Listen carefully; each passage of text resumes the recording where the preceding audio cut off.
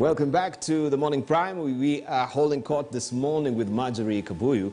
And remember, yesterday was a big day for the president where he presented his State of the Nation address to the joint parliamentary seating, that is of the National Assembly and the Senate. And after that, he presented reports to the speakers, both speakers of the National Assembly and the Senate. And one of the reports is on national values. National values. In an age where we know in this country where we have the lack of nobility of character, where moral decadence is also at play, how do we mainstream national values? And do you know these national values, by the way, as articulated in the Constitution, that is Article 10 of the Constitution, right? We also have the Directorate of National Values within the Ministry of... It eludes me, but I'll tell you when I remember. Right now, I can't remember it. Marjorie, don't laugh. These things, they happen on TV. Yes, but we want to see why Marjorie thought about our values, our destiny. She's written a seminal book here. This is a very interesting book, Our Values, Our Destinies, Our Destiny by Margery Kabuyu. I'll tell you who she is, a conversation on values in Kenya. And I will just read the synopsis, what it says here. Our Values, Our Destinies, a conversation on values in Kenya, is an introductory book to the study of values. From her work with children on values, Marjorie discusses 12 key values, including peace, respect, love, responsibility, tolerance, and unity. Most of these values have been identified in Kenya's constitutive documents, such as the Kenya Constitution 2010 and the National Anthem and the Vision 2030. The message of the book is that the challenges that Kenya is facing today, such as corruption with impunity and cheating in examinations, points to an erosion of values. Marjorie suggests that revisiting these values might be one way to address these challenges and create a united and more cohesive nation that we shall be proud of. It is imperative that values start taking a central place in the national discourse. We need to focus more on orienting and training our children and youth to become more value-based. But who is Margery Kabuyu? She is a development worker with many years of experience. She did her first degree at the University of Nairobi before proceeding to University of California in Los Angeles for a master's degree. She is a founder trustee of Starehe Girls Center and a council member for Riara and the Laikipia universities. And I think, of course, when this was going to press, much has changed as well as far as these organizations are concerned and her sitting on the council as well. Marjorie, good to see you. Good morning. Good morning. Fantastic. Thank you. Thank you so much. Right. Let's just get down to brass tacks first of all. And I wonder, what really prompted you to come up with this particular book? And why did you think about Kenya and values? Are you really that impassioned and patriotic about this country? Yes. Mm-hmm. That's why I felt that having worked with children for many years, I have seen the changes that have occurred. And even when you think about one's own life, where they were when they were in high school, how things have happened, and you look at what is happening today, you cannot help but want to do something about things. If you read the newspapers and you see the problems that we are having, you see at independence, those of us who are older, at independence we had 3 big problems: poverty, disease, and one other. Now we have, in addition to those problems now, we have insecurity, disunity, and corruption with impunity. When you read about the problems that are happening, mm-hmm. you know that it is a values problem. Mm-hmm. It's not a legal problem, I don't think. I think it is more how we think, where we are coming from. Mm-hmm. So when I was looking at this thing, I decided to look at 10 things. The whole of chapter 2 is about 10 problems yes. that I thought point out to the fact that we need a values education. If I just list them. Mm-hmm. One is there was a youth survey in 2016. Yes. And that youth service showed that more than half mm-hmm. of the people, our youth, do not mind bribing, do not mind corruption, so long as they are not caught and so long as they don't go to jail. Yes. But there is nothing wrong, as far as they are concerned, with corruption. If you look at the cheating of exams, Yes. It has been mind-blowing, and everybody has accepted that, including the National Council of Examination itself. If you look at how sometimes our religious leaders have treated us, you know, we've seen in Jichopevu and so on, where people are even, some leaders of churches are paying people to get information on their congregation so that they can come and say they have a miracle or they have information on those people. And they just paid somebody to tell them. We have seen where representatives have failed people. They say, we will do this, and they don't do it. We have seen domestic and gender-based violence at its highest level. We have seen parents killing their children because they quarreled with their spouse. I mean, the things that we have seen excessive alcohol consumption and drug consumption. We have seen our youth banning, even just 2 weeks ago now, banning dormitories, banning schools, even when their own colleagues are in the same dorm where they are sleeping. So when you look at these problems, you start to say, what is going on here? Shouldn't we be concerned enough to start doing something about it? And the more I thought about it, the more I thought,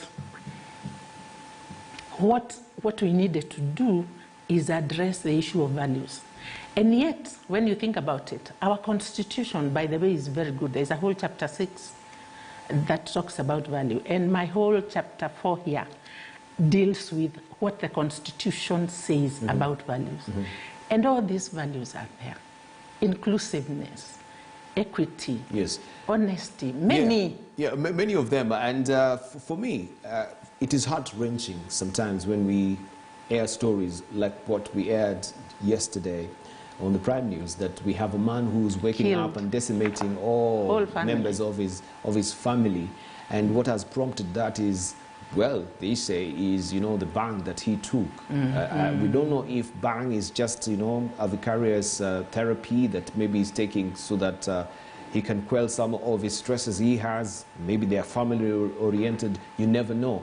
Yes. And that really prompted him now to take this particular action of exterminating his family. But my question will be, looking at what, because we are always waiting for the other shoe to drop in this country. If it's not arson in school, it is femicide, it is suicide, it is, you know, pedophile also with young children, having their way with young children. And they are doing this without batting an eye. Right. It is in the churches as well. People, they are not even holding, you know, the places of worship with that much, you know, some of these reservations and respect that this is an altar of God. They'll go even pilfer from church as well. Yes. I'm wondering, this moral rot and decadence, where did the rain start beating us as a country? Because even right now, when we live together as neighbors, I tell my child and you tell your children, don't go to so-and-so's or don't visit. And I remember growing up, you know, in our heydays in the 80s, well, even a stranger will just rap on my mom's door and say, I'm just a passerby, would you kindly just, you know, help me with a glass of water? And his mom will just let the stranger in. Oh, sit down. Even better, we can have soda. Nowadays, we have, you know, bulgar proofs on our doors. We have elephants, you know, electric fence all over because we fear for our security. You fear for your neighbor. Yeah, we take a trip to the moon, yet we cannot take a trip just your neighbor. Just your neighbor next door. Yes. It is very difficult to have a definitive answer or exactly why, but there are many reasons.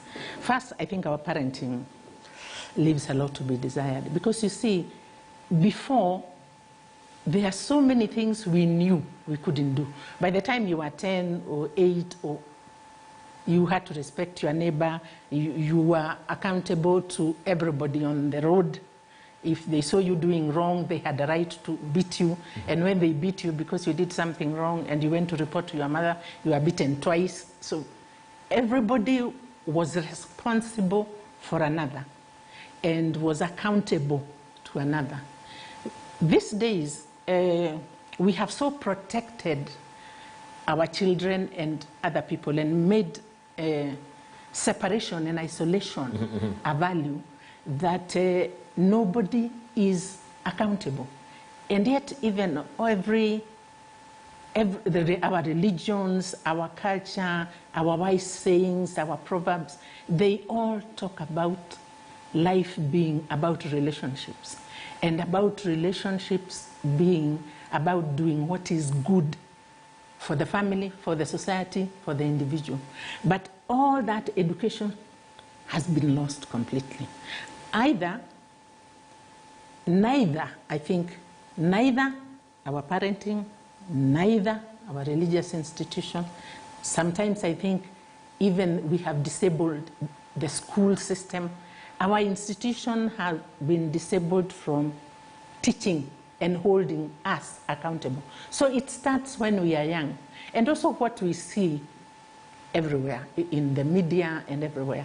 If you see a leader saying something today, denying it tomorrow, stealing money, and it is recorded, a teacher or an MP or a father has stolen and nothing happened to them. And they become celebrities. Yeah. We celebrate them. We celebrate them. So how does a child know, a child growing up, how do they know that that is wrong? That's why I'm saying this is a matter of the heart. If you do not know, and brain, the brain and the heart.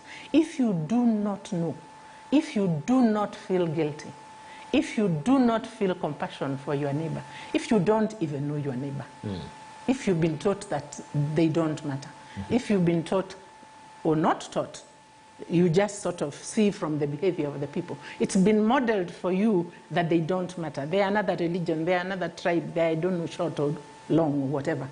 You grow up not caring about the impact your behavior has on another. When you think about it, even the big things, that's even on the smaller things. I started with values of honesty and so on, because I think they are the foundation on lack of integrity. If you don't know that to be honest is a good thing, and to walk your talk, what you do in private is what you do in public, or what you do in public is what you do in private. If you don't understand that connection between integrity, as an individual, even when you grow up and become a leader, you will behave exactly the same way. So I think it is a matter of starting from the beginning. We can write the Constitution and talk about democracy and inclusion and nationhood, all we like. But if I don't think so, and I don't agree, and I don't own it, I don't understand it, I don't own it, I don't understand the impact it has on the other person, therefore I don't understand the damage I'm doing to society when I steal all the money so that there is no medicine in the hospital. If I don't understand those connections, it becomes very difficult to do the right thing. That's why, that is why I wrote this book on values. I figured we have to start discussing. The book is called A Conversation. A Conversation. That's all. Just let's talk about it. Well, we always say, oh, as a country, we should have a national conversation. National conversation, which has never come to bear. Marjorie, allow us just to take a short break right now. And when we circle back, we shall, of course, be gravitating deeper on the book and teasing out some of the things that salient points that she's written in this particular book. Well, it remains that honesty is such a lonely word. No one wants to associate himself with honesty, especially in this country. Well, we'll find out on the other side of the break.